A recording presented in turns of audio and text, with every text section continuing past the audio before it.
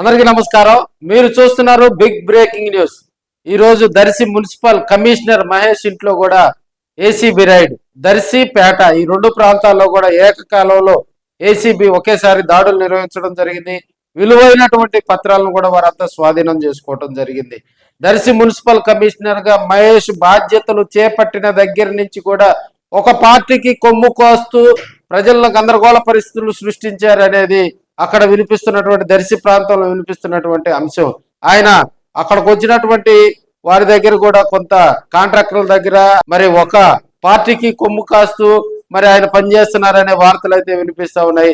దర్శి నియోజకవర్గంలో municipal commissioner ఇంట్లో ACB ride జరగడంతో దర్శి నియోజకవర్గంలో ఉన్నటువంటి దర్శి ప్రాంతంలో ఉన్నటువంటి ప్రభుత్వ అధికారులకు ముచ్చెమటలు పడుతున్నాయని కూడా తెలియజేసుకోవచ్చు.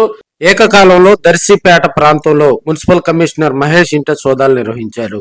అయితే ఈ మధ్య కాలంలో నర్సరాపేటలో భారీ వ్యయంతో ఓ ఇళ్లు నిర్మిస్తున్నారనే బోగుట్టు వినిపిస్తా ఉంది. అదేవిధంగా దర్శి మున్సిపల్ కార్యాలయానికి వచ్చేటువంటి కాంట్రాక్టర్ల దగ్గర ఇష్టారీతను కూడా దందాలు చేస్తున్నారని, అక్కడ ఒక క్వార్టర్ ఏర్పాటు చేసుకొని దర్శి నియోజకవర్గంలోని మున్సిపల్ కార్యాలయం వద్ద కూడా గందరగోళ పరిస్థితులు సృష్టిస్తున్నారనే ఆరోపణలు మున్సిపల్ కమిషనర్ మహేష్ పై ఉన్నాయి.